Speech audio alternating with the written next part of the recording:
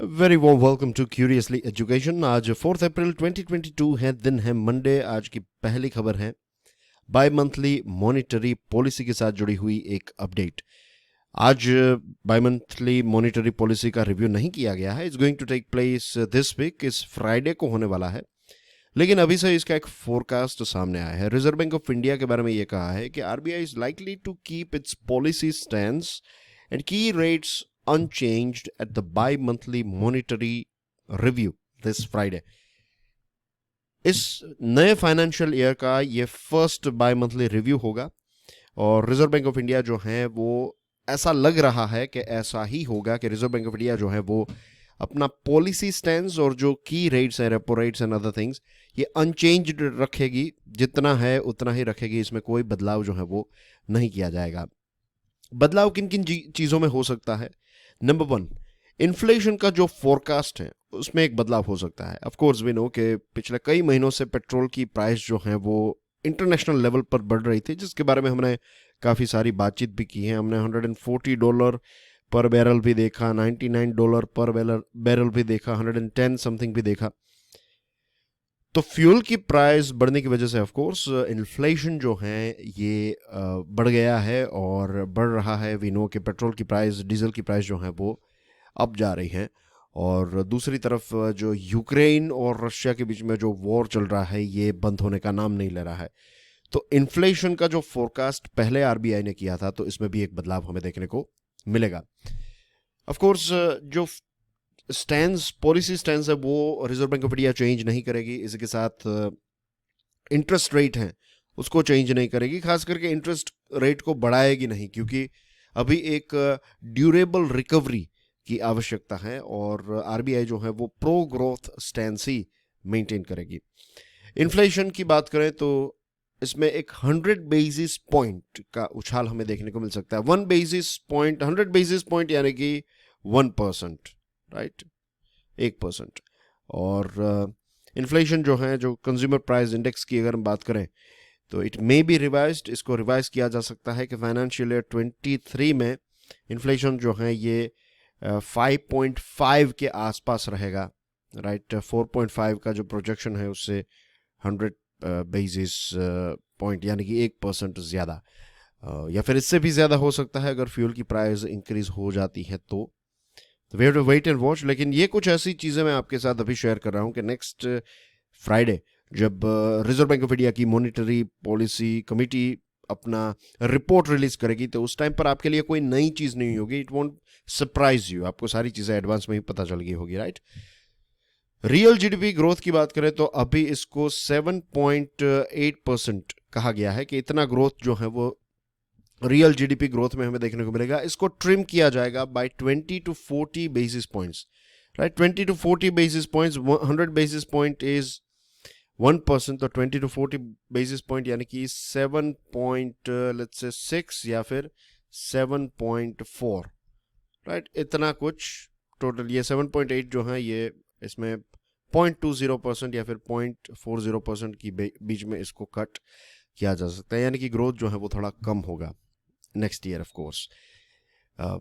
Moving on, आगे बढ़े उससे पहले dear friends, do check out my motivational podcast curiously forever एवर। ये सभी बड़े पॉडकास्ट प्लेटफॉर्म्स पर अवेलेबल हैं।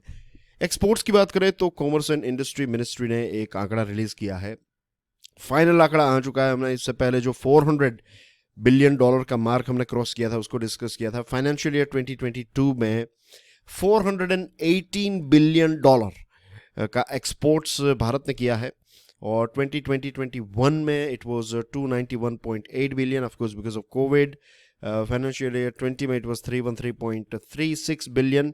This time it has crossed all the limits. और मार्च महीने की बात करें तो अभी तक का सबसे ज़्यादा एक महीने में अगर हमने एक्सपोर्ट किया है तो that is in March. $40.38 billion की आइटम्स को हमने एक्सपोर्ट किया। पीयूष गोयल साहब ने ये बताया कि यूक्रेन रशिया वॉर की वजह से जो वीट की सप्लाई में एक कमी देखने को मिली है, तो भारत जो है वो दुनिया के अलग अलग देशों में वीट सप्लाई करने के लिए तैयार है। इसको लेकर चीज़ें जो हैं वो, जो व्हील जो है वो मोशन में बेसिकली आ चुका है।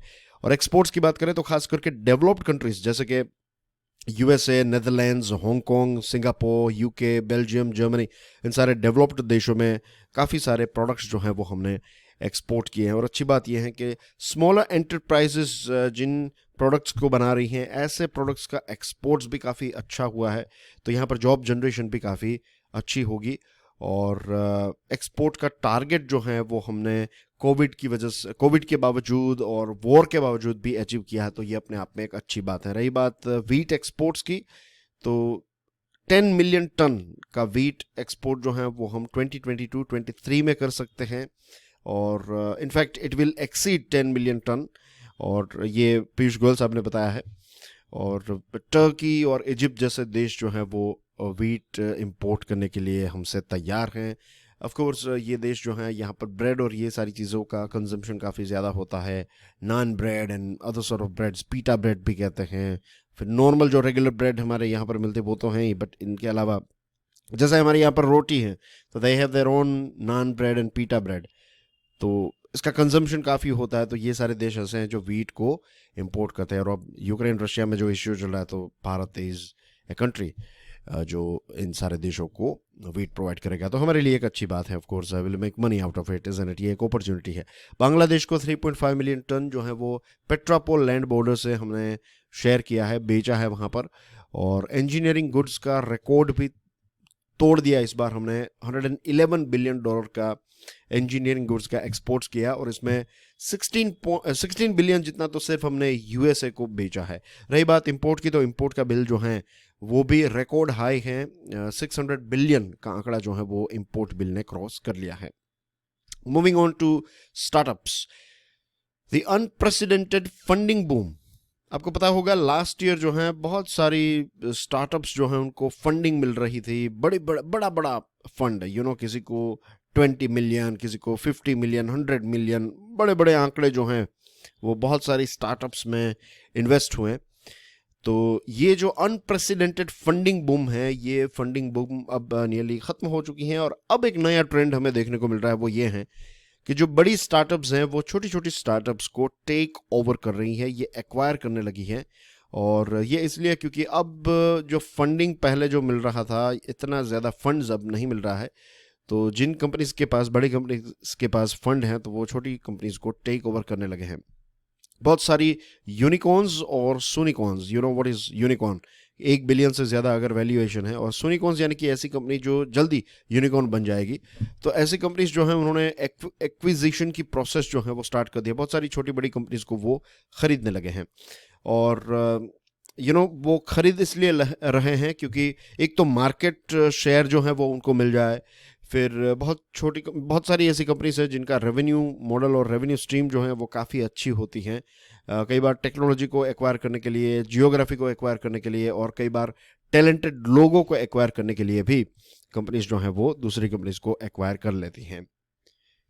मेटावर्स, फेसबुक अपना नाम चेंज कर दिया मेटावर्स। तो ये जो मेटावर्स हैं वो एक virtual platform, it's going to be a new thing.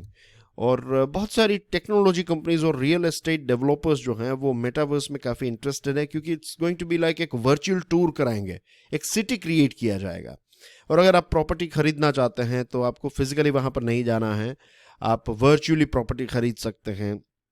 तो ये एक चीज़ है कि लेट्स से कि आपका जो सिटी है, तो सिटी में जहाँ पर प्रॉपर्टी प्रॉपर्टी या फिर हाउस या फिर ऐसी कोई चीज़ जो है रियल एस्टेट, अगर आपको ख़रीदना है, तो जो सेलर्स हैं वो आपको वर्चुअल टूर कराएंगे, और वहाँ से आप प्रॉपर्टी जो है उसको देख पाएंगे, एरिया को देख पाएंगे वगैरह। तो ऐसी कुछ चीज़ें जो हैं वो मेटावर्स में हमें देखने को मिल सकती है। बहुत सारी ऐसी कंपनीज हैं जो प्लान्ड वर्चुअल सिटीज़ बना रही हैं। फॉर एग्जांपल दलेर मेहंदी जो फेमस सिंगर हैं, तो उन्होंने ये कहा कि वो ज़मीन खरीद रहे हैं, वर्चुअल लैंड जो है वो खरीदेंगे, और ये इस चीज़ ने एक बज़ क्रिएट किया है। बहुत सारे कंपनीज जो हैं वो वर्चुअल प्रॉपर्टी डिज़ाइन कर रही हैं, बना रहे हैं वो, और प्लान ये है कि फ्यूचर में लोग जो हैं वो इसमें बहुत ज़्यादा टाइम स्पेंड करेंगे। और इट्स लाइक कि जब आप एक वर्चुअल सिटी की टूर में जा रहे हैं तो वहाँ पर आपको अलग अलग ब्रांड्स दिखाई देगी। तो एडवर्टीजमेंट के लिए it's going to be a new platform, एक नई वर्चुअल दुनिया बनाई जा रही है जहाँ पर एडवर्टीजमेंट और ये सारी चीज़ें जो हैं वो की जाएगी, ताकि आप वर्चुअल दुनिया में जो देख रहे हैं फिर वो फिजिकल दुनिया में जाकर वो चीज़ जो है वो खरीदेंगे। तो ऐसा एक प्लान क्रिएट किया जा रहा है। अब देखते हैं ये कितना सक्सेसफुल होगा, बट इट्स न्यू थिंग। और कोई भी सिटी क्रिएट कर सकता है, आप कर सकते हैं, मैं कर सकता हूँ, लेकिन द रियलिटी इज कि अगर आपका जो वर्चुअल सिटी है या फिर वर्चुअल वर्ल्ड जो आपने क्रिएट किया वो बहुत अच्छा है, तो ऑफ कोर्स उसकी आपको मुंह मांगी कीमत जो है वो मिलेगी। और आपको गेम्स अलग अलग डाउनलोड करने की ज़रूरत नहीं पड़ेगी। आप अपनी जो गेम है वो मेटावर्स में किसी भी सिटी में जाकर वर्चुअल लैंड जो है वहाँ पर गेम खेल सकेंगे। अब कैसे ये होगा, we have to wait and watch, but this are the latest things. ये नई बिजनेस अपॉर्चुनिटीज़, खास करके जब मैं ये खबर पढ़ रहा हूँ और आपके साथ तो शेयर कर रहा हूँ, तो I think it's a very good news for graphic designers के लिए। बहुत ही अच्छी बात होगी ये, क्योंकि बहुत सारा काम जो है वो उनको मिलेगा और डिजिटल लैंड ट्रेडिंग होगा, इन्वेस्टमेंट होगा। तो this is new world that we are going to enter in. और नॉन फंजिबल टोकन के तौर पर आप चीज़ें जो हैं वो देकर आप या फिर उसके बदले में आप चीज़ें खरीद पाएंगे, और अगर बेचेंगे तो आपको NFTs मिलेंगे। तो इस प्रकार से ट्रेडिंग भी इसमें हमें देखने को मिल सकता है। And the last topic examination के साथ जुड़ा हुआ नहीं है, लेकिन इसके ऊपर मैंने एक स्पेशल वीडियो बनाया था। तो एक छोटी सी अपडेट है कि एक न्यू नाम का टाटा का ऐप आ रहा है 7 अप्रैल को। मार्केट में ये डिस्ट्रप्शन क्रिएट करेगा। ये चीज़ हमारे एग्जामिनेशन पॉइंट ऑफ व्यू से अच्छी बात होगी। मीन्स इस पॉइंट ऑफ व्यू से इसको देखें तो इट्स एन इम्पोर्टेंट पॉइंट कि जैसे अमेजोन है, जियो प्लेटफॉर्म्स हैं, तो अब टाटा भी इस रेस में उतर चुका है। टाटा अपना एक सुपर ऐप लेकर आ रहा है कि आप सारे टाटा के प्रोडक्ट्स जो हैं वो एक ऐप से खरीद पाएंगे। फ्यूचर में कार्स भी, आई थिंक कार्स भी इसमें आप खरीद पाएंगे, टाटा की नई कार्स। और पेमेंट जो है वो आप इसी ऐप से सभी टाटा की ब्रांड्स को पेमेंट भी कर पाएंगे। तो it's a new super app by Tata. तो अब फ़ायदा किसको होगा? इसका फ़ायदा होगा कस्टमर्स को, क्योंकि अमेजोन, जियो प्लेटफॉर्म्स और टाटा के बीच में कंपटीशन जो है, तो फाइनल फ़ायदा किसका होगा? कंज्यूमर। ये पॉइंट आपके लिए सबसे इंपॉर्टेंट है as far as this particular news item is concern. And that's everything in today's discussion. अगर आपने जो नई सीरीज़ है नहीं देखी है तो डू चेक इट आउट। आज उसका 4th लेक्चर, जो 3rd लेक्चर था इट वाज ऑन स्लीप, और जो 1st एंड 2nd लेक्चर है उसका पार्ट 3 आज आ रहा है। तो it's the 4th lecture. It is, मैं अभी जब आपसे बात कर रहा हूँ तो इट्स ऑलरेडी लॉन्च्ड। तो नहीं देखा है तो do check it out, it will help you a lot. And that's everything. I will see you soon. Till then enjoy your studies. God bless you all. जय हिंद।